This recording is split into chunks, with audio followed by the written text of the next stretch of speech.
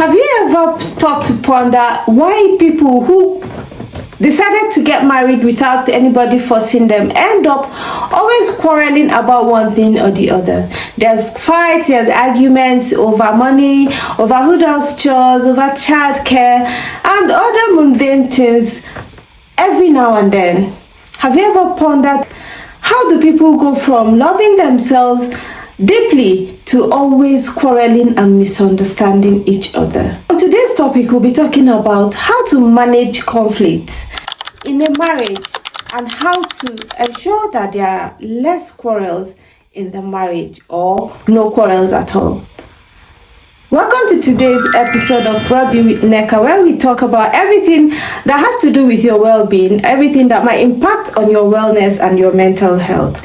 If you're just seeing this video for the first time, please endeavor to subscribe, and to keep us going and motivated, please drop your comments, your likes, or your shares so that more people will get interested and will take this to a higher level. Understanding why couples quarrel is the first step to helping people who are in this quagmire. Why do people quarrel? Why are there conflicts in marriages? Someone might say it is because of lack of money or lack of attention. But I would like to tell you that beneath these things that we know and see every day, that the real issue is not lack of anything, but they are deep-rooted, sometimes from childhood trauma or from experiences before even these marriages are set up. A lot of marriages come from unresolved trauma, carried over baggage from previous relationships or from the parents of the people involved. A lot of us are living in other people's experiences or trying to live out or correct other people's experiences. Before we go further, I would like to make you understand something. That you quarrel or argue in a marriage is not the problem. Everybody quarrels. Healthy, unhealthy, toxic. Every couple has their time when they quarrel, disagree, or have conflicts. The only difference between a toxic marriage and a healthy marriage is that the conflicts get resolved easier and earlier in healthy marriages, while in toxic marriages they easily snowball into something very dire. For healthy marriages, couples tend to address issues, and for toxic marriages, the couples attack each other and address each other instead of the problem at hand. So if you constantly find yourself questioning how this issue went from 0 to 100, how this small thing went so bad, how did we get here after having an argument, then you're on the right channel. I'll take you step by step why this happens, why it should not happen, and how to trace yourself back to have a healthy relationship and have better conflict resolution methods. When emotions are high, the brain goes into defense mode. It goes into a survival of the fittest mode. People tend to want to protect themselves, their mental health, and their space. So when you're having a conflict with your partner, the first thing to do is to pause and not react when emotions are high. Apart from marriages, this will also help you in your other relationships at work or even among friends. When emotions are high, do not react, do not talk, do not try to prove any point. What this does is that it gives you time to analyze the situation properly. It gives you time to calm down. It gives you time to speak articulately without missing your point. So when emotions are high, you as the more sensible one, you that is watching me, you that is lucky to have seen this video, has to keep your mouth shut. A lot of people have said this is suppression, this is abuse, but I'm here to tell you that this is emotional intelligence. This is cultivating a level of intelligence that is very rare in a lot of marriages. Force yourself to be quiet. Drink water. Breathe. Move away from the confrontation. Do anything you have to do to not react when the emotions are high. This is hard. It is possible to pause mid-sentence when you are upset or when emotions are flying. When you have paused, you analyze your feelings, you analyze the circumstances, and you're able to communicate clearly what your grievance or what your grievances are. The next step to conflict resolution is changing how you present your grievance from "you always do so, so, and so" to actually saying how it made you feel. Now, when you say someone always does something, you always leave the house dirty, you always do this, you always do that, it communicates tiredness. It communicates that you are exhausted and you're tired of the other person. But when you say, "I feel this way when you do this," what it communicates is your pain point, what actually annoys you, what actually hurts you that the other person is doing. So you have to change how you present your case. Also, if someone presents their points, their grievance to you, you have to validate their feelings. If they have presented their concerns to you by saying, "I feel this way when you do this," or "this thing you did made me feel this way," you do not have to start defending yourself. So when someone presents their case constructively, you have to give them credit, validate their pain, validate the feeling, not the act. You need to understand where I'm coming from. When you communicate appropriately or correctly during a conflict or in trying to resolve a conflict, the other person is able to separate your valid feelings from your perceived anger. Let me give you an example. If you tell someone, "You always cook nonsense each time you know I'm coming back," or the person says, "I feel you don't put in enough effort to welcome me with a good meal when I'm coming back." If you're emotionally intelligent, you will see the difference between the two communications. The second one expresses your pain point. The first one attacks the effort, attacks the person, and attacks the fact that the person even made effort to prepare a meal for you. Concentrate on your feeling. Concentrate on how you felt. Concentrate on how you felt, which is the issue. Because sometimes the issue is not what you're seeing on the surface level. The issue is the feeling of rejection, is the feeling of not being appreciated, is the feeling of lack of attention, or the feeling of not being supported. If you want, let's say you want your partner to help more with house chores, and you always sit down pressing phone while I do everything, that is not going to resolve the issue. But when you say, "I feel uncared for, I feel like I'm alone in this marriage doing everything on my own," an emotionally intelligent partner will validate that feeling and be more eager to do something to make it better. I'm saying an emotionally intelligent person because a lot of people are not emotionally intelligent. And I hope if you see this video and you were not emotionally intelligent, you start learning how to do it. Learn to listen, to understand, and not to reply. Most times, or sometimes, what your partner needs is emotional validation.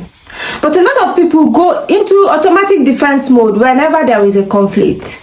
They do not listen to understand. They only listen so that they can counter what you have said or defend themselves. We need to understand that validation is not weakness. That you acknowledge the other person's pain, where they are coming from. That you validate, that you actually acknowledge it doesn't mean you are weak. It shows you're intelligent emotionally. You're present in the situation. You're present in your home. It shows that you're emotionally vested in the marriage. So when there is a conflict, you do not listen to attack, to defend. You listen to understand. And when you do, even if the person is not right, you should not dismiss their pain. The first thing you do is not correcting the misinformation or correcting the misconception. The first thing you do is to validate their pain. Assume that, okay, assume I did this. I'm sorry about how it made you feel. But this is not how I meant it. This was not how it happened. This was not what I had in mind. I hope I'm putting myself clear. You have to acknowledge. Don't always go onto auto defense mode when there is a conflict. When you are calm, you understand what the real pain is. And not somebody will say, what if someone does it every time? That is why you're seeing this video, to learn emotional maturity and to become more emotionally intelligent. And let me tell you something, when you do this over and over, your partner will learn. Your partner will learn. Let's assume your partner is the toxic one. He or she will learn conflict resolution from you. He or she will learn calmness. He or she will learn manner of approach or how to resolve conflicts before they escalate. Learn to repair the conversation quickly. Don't wait until you win, or don't wait till you know who the winner is. There's no winner. It's not a war. There's no street of rumors. It's not a war. Do you understand? There's no winner. Learn to say I am sorry. Learn to say this is not how I meant it to be. Learn to say, okay, I got it wrong here and I'm sorry. It won't happen again. And I didn't say you should make it a habit to do something wrong and keep saying I'm sorry. No, make it a habit to not try to win, to not try to convince the other person, to not make the conversation unnecessarily too long. Once you acknowledge the person's pain point, once you acknowledge that minute thing that triggered them, show your remorse, show your decision to do better, act out your decision to do better, and both of you will keep it going, and you'll find out that your marriage will sail smoothly. Do not wait for the other person to be the one to say they are sorry. It's not gender specific. It does not depend on anybody's role in the marriage to be the person who acknowledges that this conversation needs to be resolved first. Somewhere on the social media space, I saw someone saying that the peace of a home solely depends on a man. See, social media will teach you rubbish. Social media will make you lose the small sensibility we came to the world with. Because the peace of a home depends on the more emotionally intelligent person. And if you have to sublet it out to a particular gender, that is on you. That is strictly on you. But if you're the more emotionally intelligent one, it is better that the other person learns from you. So learn to shorten the conversation. Learn to wrap everything up by validating the other person's pain, acknowledging your mistake, and verbally saying, I am sorry I got this wrong. I'm sorry this made you feel this way. I am sorry this happened this way. It wasn't meant to be this way. If you're someone who finds it difficult to verbally say you're sorry, then speak out your dedication to not let it happen again. You can just say, I won't let this happen again. I won't let this happen again. I acknowledge my part in all of this, and I won't let it happen again. Pure and simple, and be dedicated to keep to your words. Before we wrap up, I would also like to point out that long before conflicts, long before any conflict happens, if there has been an emotional disconnect, if someone has felt emotionally abandoned, it will be more difficult to resolve conflicts. So before conflicts come up, before you have any issues, you have to emotionally check in on each other. You have to constantly show support to the other person. You have to constantly be present in the other person's emotions. How do you do this? Ask them how they really are. Ask about their job, to know where you can help, not just for them to rant and bant about. Ask them about the home. Ask them what they need, how they need your support. Just check in. This doesn't have to be formal. It can be a text, midday, it can be a call, it can be an SMS, it can be anything. How are you? How is your day going? How have you been? How is your job going? How is the office? Do you understand? How is the home? How are the kids? I hope they're not giving you so much stress. I'll help you when I come back. Just let me know what you would want me to do on my way back. Do you need me to get anything on my way back?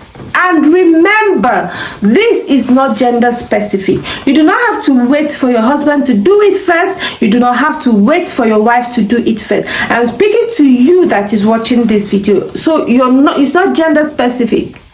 You have to establish an emotional check-in pattern.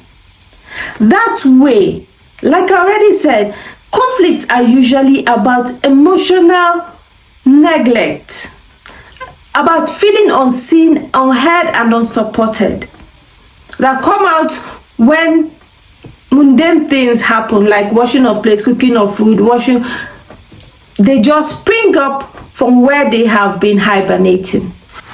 To round this up, I want to tell you that everybody has time they quarrel, they are not in the mood to talk, they feel upset.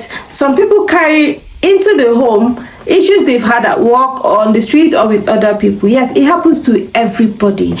Toxic marriage, healthy marriage, single, it happens to everybody. But what you have to know is that for your own peace of mind, for the peace of your home should be your safe space. So you should not allow toxicity to exist over something you can resolve.